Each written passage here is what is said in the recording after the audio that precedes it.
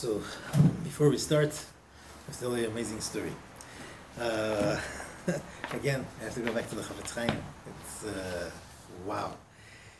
So, Ramoshe Bernstein is a Rav in Eretz Israel. He meets Rabbi Simcha Kaplan, who used to be a Rav of the city of Tzfat, Zichron Livracha. He was the Rav, he was the Av Beit Din of Tzfat.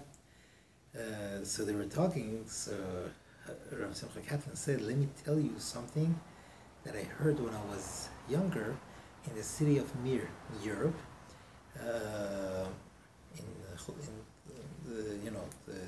The way it worked, all the yeshiva boys, they would have people that they stayed by. They didn't have dormitories, they didn't have the apartments. So different homes, they had them over, and then there were different homes where they would eat by. They took upon themselves, I'm going to feed one boy or two boys, whatever it was, that's what it was. He says, so I used to eat by this family. So he says, one time I was there for dinner. So the lady of the house said, let me tell you something about our life. He said, years ago, my husband and I got married, and we didn't have any children. And a lot of tefillot, a lot of prayers and everything. Baruch Hashem, Hashem gave us a boy. Unfortunately, this boy wasn't healthy, right? Wasn't healthy, wasn't developing, and we had a lot of trouble raising this child. And we went from one doctor to another doctor, and one of the doctors told us, look, it doesn't look too good. There seems to be a problem with the child's heart. I can't help you, but there is a doctor in the Vilna. That's Vilnius. That's the capital of Lithuania. Go to him. Maybe he'll help. So he said, we went. We traveled. The first time we went, he says he can't really diagnose anything. Come back, whatever, in a couple of months. We went back a couple of months later. He said, I'm so sorry. I checked into this a lot. There is not a chance that this boy could live. Don't waste your money, don't waste your time, just make peace with it. He said, we were all broken. We went back to where we were staying in Vilna. We didn't know what to do. We were disappointed in everything. And when we got to the thing, I started crying. As soon as we got to the place where we were staying, I started crying, and everybody gathered around us, and they told us, why are you crying? What's going on? We told them the story. They said, look, you're going back to the Mir. On the way, stop by Radi. Go to the Chafetz Chaim. Get a baracha from him. And so we got some hope right away. We just packed our stuff right away. We didn't even stop. Went to the city of Radi. We went to the house of the Chafetz Chaim. As soon as we got there, they said, look, Chafetz Chaim is extremely weak, and these days he doesn't see anyone. And we didn't know what to do. Again, we hit a wall. He says, as we were waiting, we saw a boy that walked in. We know him. He used to stay by us years ago, in the yeshiva. He was also learning in the Mir years ago, and we used to feed him. So we spoke to him and said, oh, hi, how are you? What are you doing? And he said he is the son, he is married to Chafetz Chaim's granddaughter. He said, look, you do a chesed to someone, and then years down the road, and he got us in right away. He brought us to the Chafetz Chaim, and the Chafetz Chaim was sitting and he was reading the book Ezra. And we told him the whole story, everything with the doctor and everything. Chafetz Chaim says, what can I do? Money I don't have. I can't help you. So the mother said, I started crying. I started crying. And his grandson that brought us in, he said, but this is the only child. He told the Chafetz Chaim. He said, then the Chafetz Chaim told me in a very soft-spoken manner, he says, Techterel, my daughter, accept upon yourself that you're going to accept Shabbat HaMalka, earlier.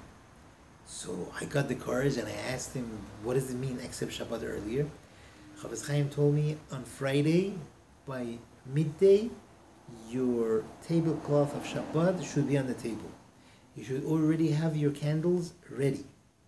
And from the time that you light the candles, don't do any melacha, no matter what.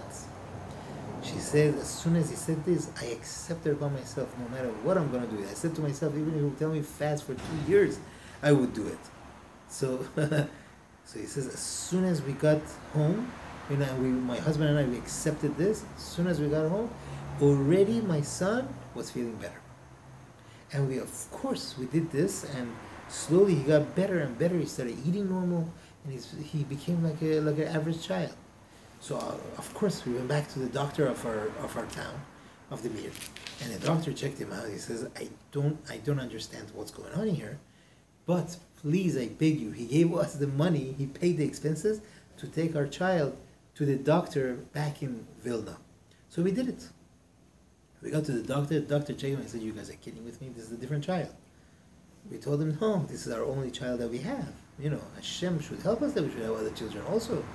The doctor says, did you go to Vienna? He gave us the name of this big professor. That's where the big thing was. And they said, no, we didn't. He said, so what did you do?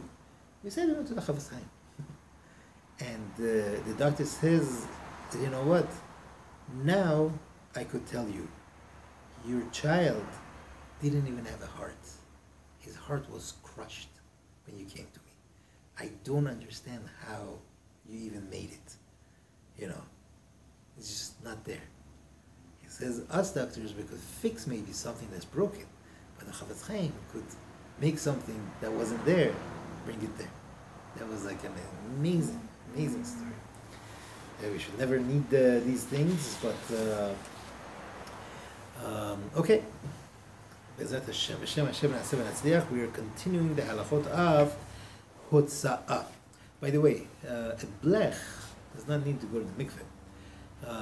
But even, I'm not sure if it's a blech that sometimes a person puts food on it, what it is. It seems like it doesn't, because that's not the usage of the blech. It's like, unless a person every week puts pita and stuff on the blech to warm it up, that already becomes a different she'elah.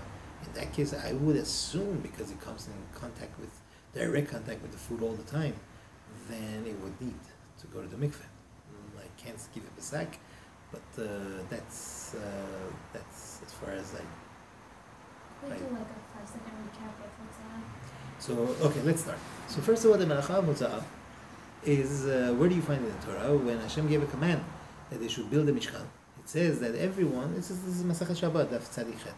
It says Hashem gave a command that everyone started bringing. So then Hashem told Moshe, Ish ve'isha al ya'asu od melacha. They should not do melacha anymore. The Torah calls it melacha. And it says in the next pasuk that they stopped bringing. They stopped bringing as a result of this command. Right? Vayichlu ha'am mehavi. They start bringing things. So in that over there, what are we talking about? That they were carrying from one reshut, one domain, right? They were going through reshut harabim. Like, that's where all the Jews were gathered. You don't have a bigger reshut harabim than that. And that the pasuk is talking about passing it from one reshut to obviously the ohel moed, the tent that would be reshut hayachid, right? So that's where we learn the isur of carrying out. I don't remember if you mentioned this last week, but we're mentioning it now. So along the same lines, the one who passes something in Reshut Harabim doesn't change the domain. He stays within Reshut Harabim, but he just passes it from point A to point B, right? If it's Arba Amot, if it's 4 Amot, then we say that's also asur from the Torah, because It's more a 4 Amot area, that becomes its own domain. So when a person carries it for more than 4 Amot, he is carrying it within Reshut Harabim, and that would also be asur from the Torah. Now there's a question, how do you figure out this Arba Amot? Is it like a square Arba Amot, or is it a diagonal of the square? The diagonal of the square would be, I think, 5 Amot and 2/3 of an Amot. 4 Amot is 6 feet. This will be around 8 point some feet that would be carrying, but we'll stick to 6 feet and for now. So that would be also asur from the Torah. Halacha lo Moshe Sinai.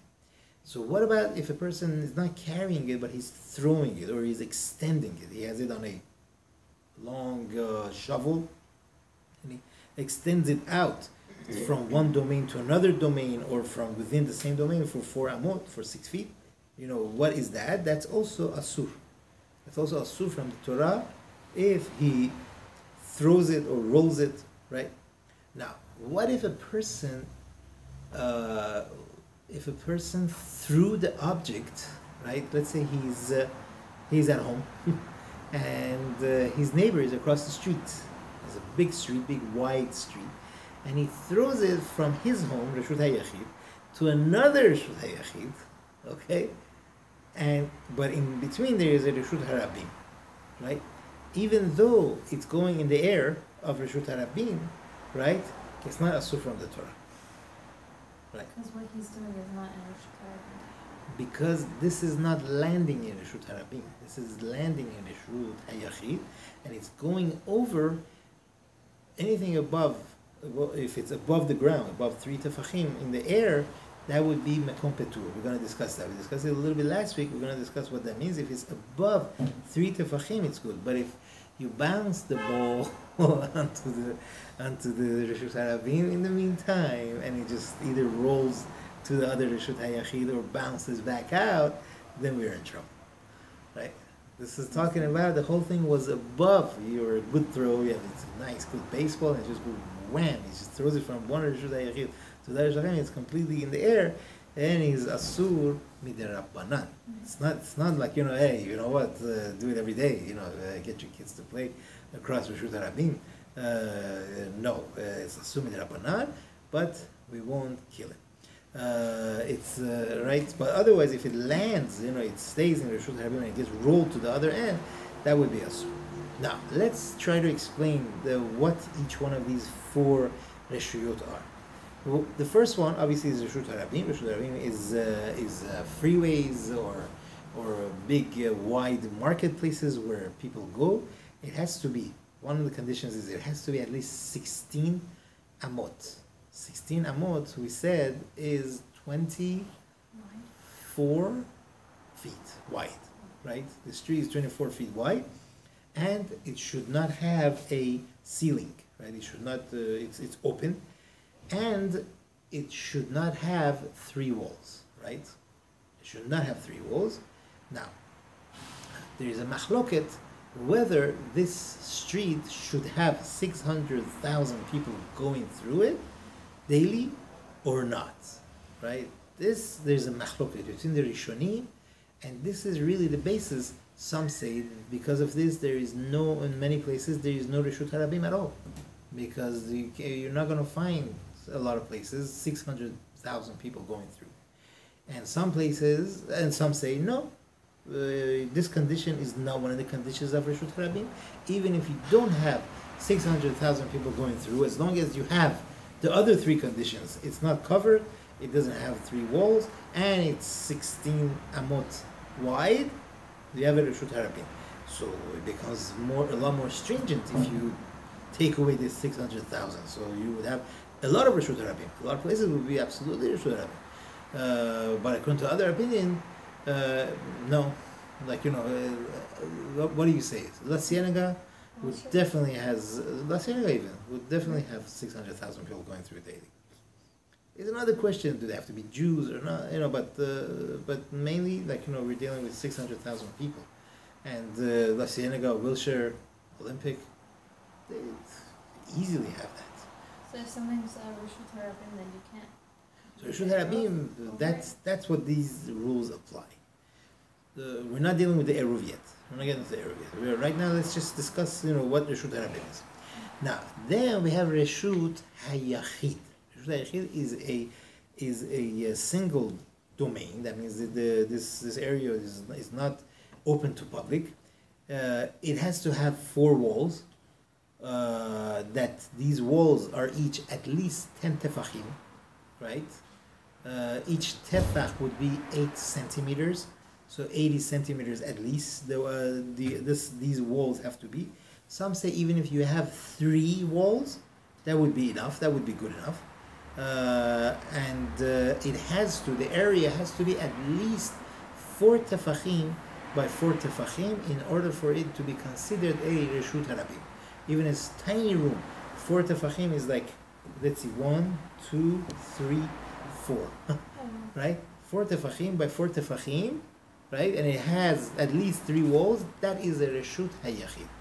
Each tefach is the size of a credit card, by the way. Just in case you ever want to measure a tefach, each credit card is 8 centimeters. So that would be a Reshut Hayachid, at least 4 by 4 tefachim or bigger. Then we have a place, it's called a Carmelit. A Carmelit is a place, also, either it has at least 3 walls. These 3 walls should be from 3 tefachim to 10 tefachim, because if it's already 10 tefachim, it's considered Reshut Hayachid. But if these walls are at least 3 tefachim, and they go up to 10 tefachim, not 10 tefachim, right? And again, it has to be at least 4 tefachim by 4 tefachim, the size. Also, we mentioned before, the sea is the sea, the lake, or these are also considered Carmelit. A valley is considered Carmelit. It has like sort of like walls around it, or the side streets, small side streets. That's also considered Carmelit. Or if you have a Reshut Harabim, but it's covered, right? There's a cover over it for some odd reason. They had a huge convention, and they put a huge tent over it.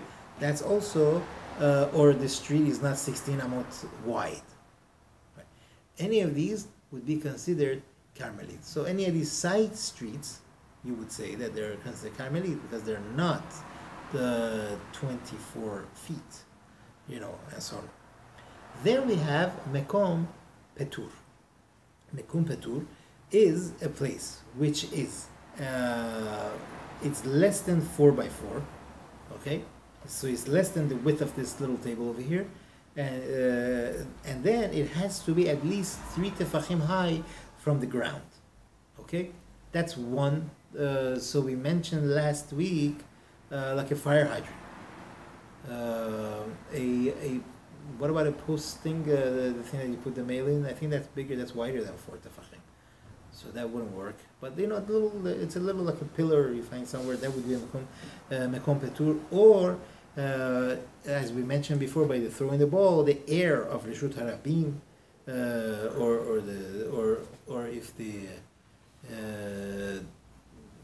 these would be examples of Mekom Petur. Now, in a Mekom Petur, right, one is allowed lechatechila to take something from any of these 3, from Reshut Harabim, or from Reshut Hayachid, or from a Carmelit, and to take them to a Mekom Petur, or from a Mekom Petur to any of these 3. That means you're walking on the street, let's say in the middle of Reshut Harabim, and there you see a fire hydrant, right? And suddenly you realize that you're carrying something in your pocket. You could go ahead and as you're walking, just stop and put it on the thing, on the fire hydrant, and you're not over anything. There was an akira. You lifted something off as you walked towards it, but then when you stopped and you put it on the Mekom Petur, perfectly fine. So while you were carrying it to the Mekom Petur, it's fine? That there was no akira and hanacha.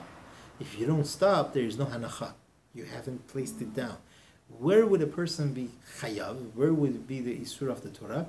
If you had akira, you lifted it off in Reshut Hayachid, and you planted it, you put it down in Reshut Harabim. That's the problem. Or you lifted it off in Reshut Harabim, and you walked 4 amot and you put it down. That would be the isur. But if you lifted it off, but you never put it down in Reshut Harabim, or you never brought it into Reshut Hayachid, you directly went to Mekom Petur, and you put it there, that's fine. What if I just, let's say men have jacket or something in a jacket and they just throw it? Then you're planting it. Then you're putting it down. Right. That's not asur then. Right. There you have to do something else. There. What about our garbage cans? The ones that we put on the streets, the blue and the black and the thing. Those are more than 4. Yeah, that won't sorry.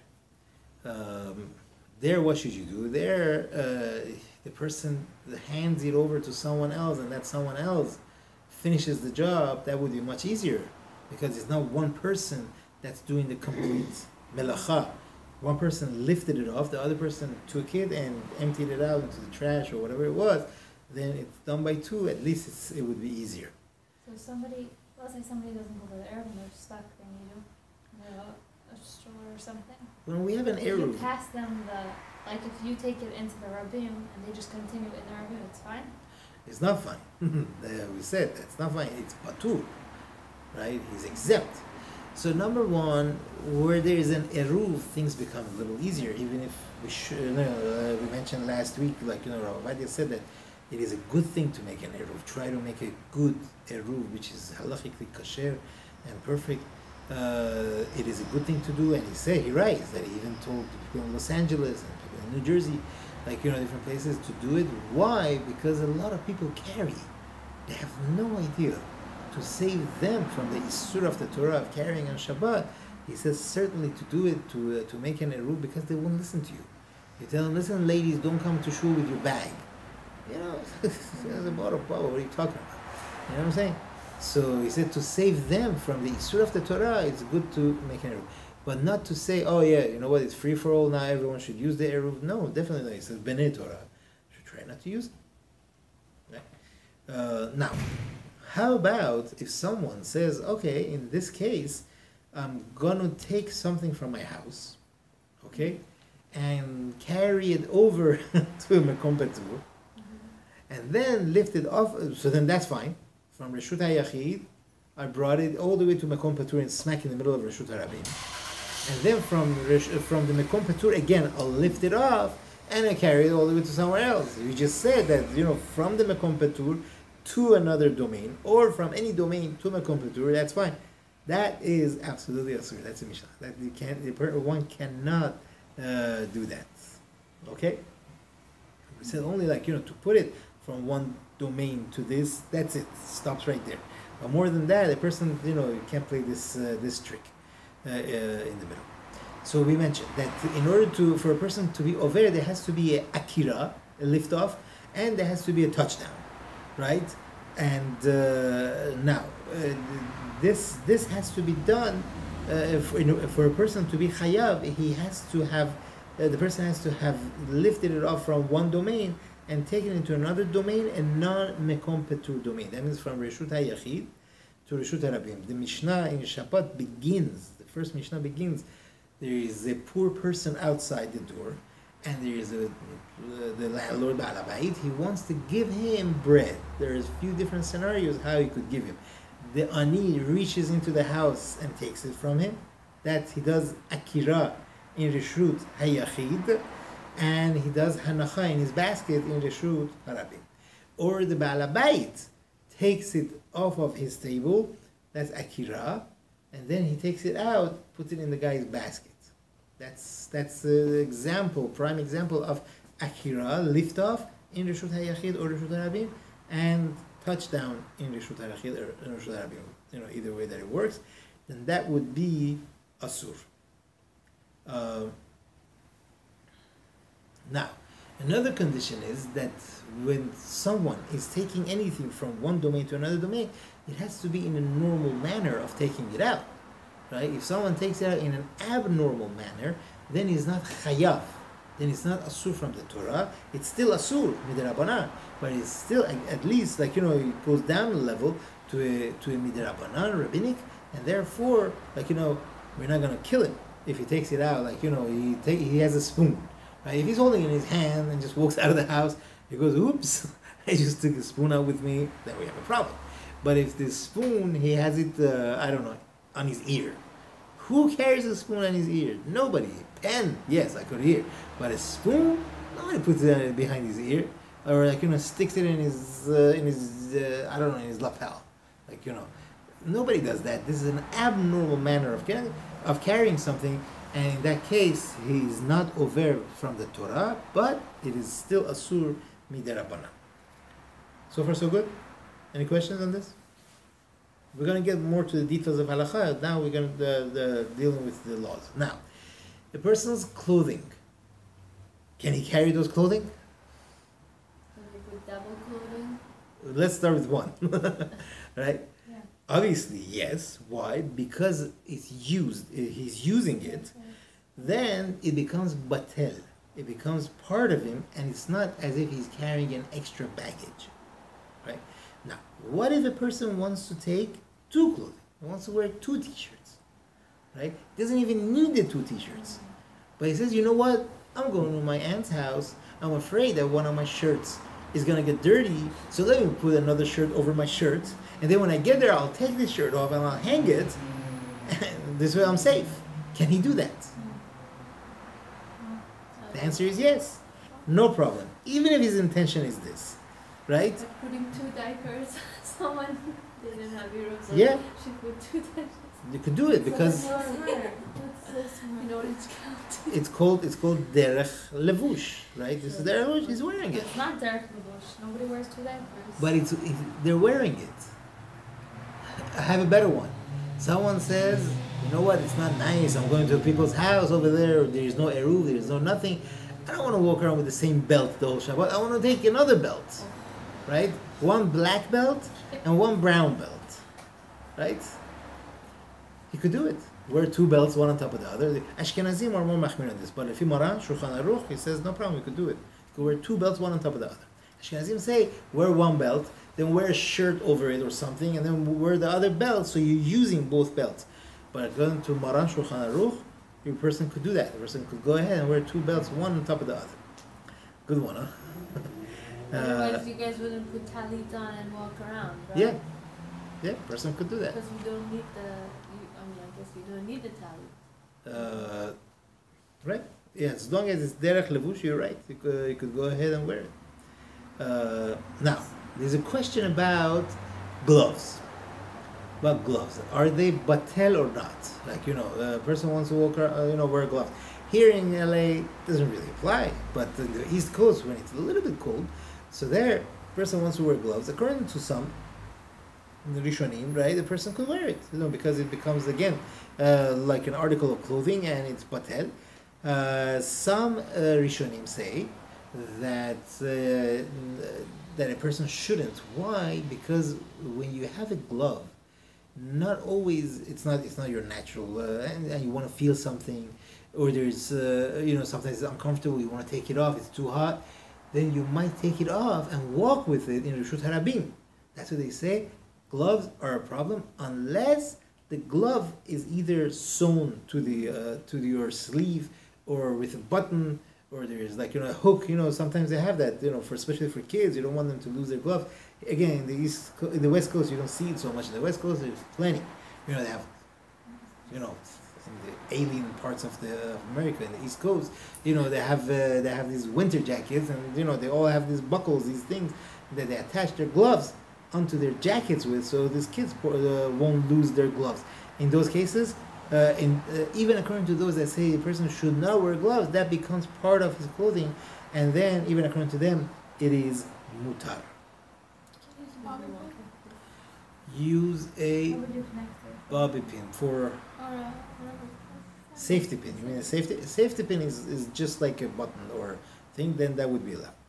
So if you're in New York and it's freezing, you can wear gloves? We said you could. Some Rishonim say a person shouldn't. According to those Rishonim that say a person shouldn't, then if it's attached, even according to them, that is fine. Now, What classes I heard was it? We'll get to it. Sunglasses. Maybe we'll leave that for next week. Maybe next week people will come more for this. Now, what about if a person, anything that is used for the clothing, right? Like a button that you close the button with, or there are some clothing that they just have buttons sewed onto them for design or for fashion or for whatever. The reserved ones, that's also allowed, right? Even though the reserved one is not going to be seen, it's just stuck on there because it's part of it. It becomes batel to the clothing. Some say that that is a problem, but most poskim say it's not a problem. and those reserve buttons are also spare. It's called spare buttons. They're also okay. And obviously, the clothing that have tags, that's fine. What about like a Even shopping price cart? tags. What? Price tag is fine? Yeah, not fair. it's sewn onto it. It's part of it. No, not so much. It's like the price tag. With the tag, yeah, That's fine. that's fine. That's fine. But again, and those buttons are also fine. Now, something that's usually attached to the clothing, but your clothing is more important than that. Okay, so something which is attached to your clothing, but your article of clothing is more important than that. It becomes batel, it becomes nullified, it becomes part of the clothing, and therefore, even if you're not using it, you're still fine.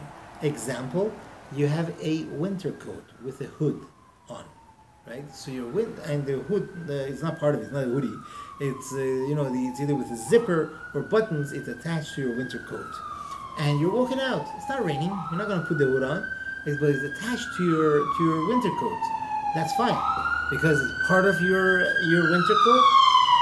Your winter coat is certainly more important than the hood.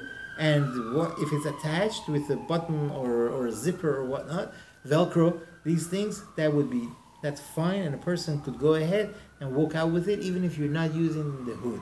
The same thing with a belt. Some poskim say that a person's winter coat, raincoat that has a belt, he should certainly tie it so he won't be carrying it on Shabbat. Use it. But really, halachically, because it's part of the coat, you could have the belt even hanging loose. And that's fine because it becomes batel, it becomes part of your winter coat, and therefore it is mutar. Good? Now, something that is not a malbush, it's not a clothing, right? You're allowed to go out with it, wear it, have it on Shabbat. Condition is you use it as an article of clothing, right? But it should be a material that is used for cloth, for clothing. What's that? Like a blanket? Like a blanket, yeah. Even if your whole intention, your whole kavanah is to take it to the other place, right? Let's say you need a towel in the other place. You could wrap the towel around your neck like a scarf. Even if you have already a scarf, this becomes like that double thing, and you could wrap it around your neck and take it with you, or a blanket. But a piece of plastic tablecloth, you said, you know what, they need a plastic tablecloth cover. That you can't wrap around yourself and take. But a tablecloth, a nice Shabbat tablecloth, they have a Baruch Hashem Sheva Barachot, and you want to help them out a little bit, you want to take that to them, we say that is also allowed, right? But it has to be, the material has to be something made out of cloth.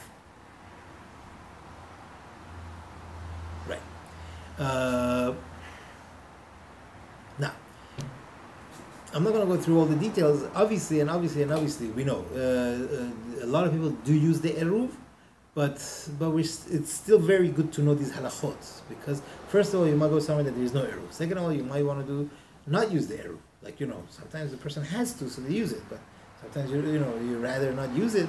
Then it's good to know what can we take out. Something that is used for refuah, right? Could be taken out, right?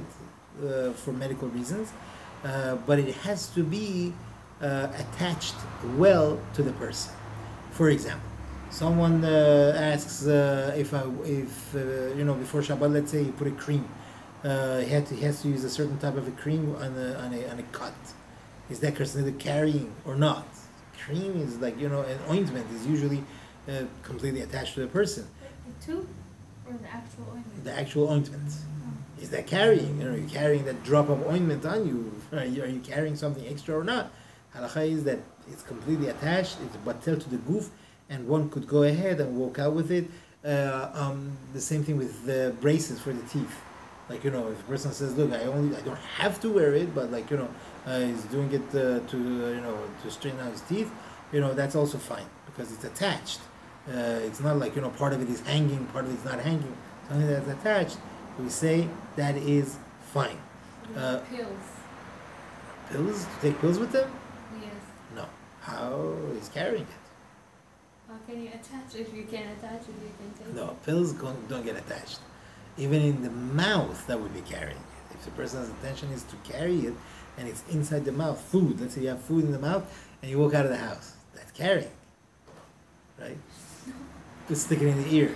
This is someone who has an earache. Someone has an earache, right? And they have to put put cotton balls because they can't have cold air going to their ears. That's allowed because it gets attached. You stuff it in there, it's attached. That's fine.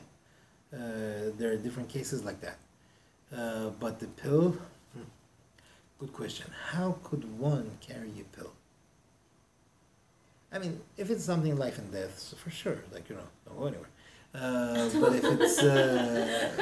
But if it's it has to be. You have to ask the question what to do. In those cases, if there's an eruv, there's a reliable. Now there is also eruv, and there is also eruv.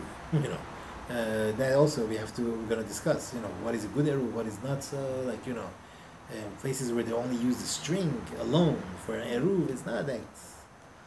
It's not your best choice. Also, can eruv be like?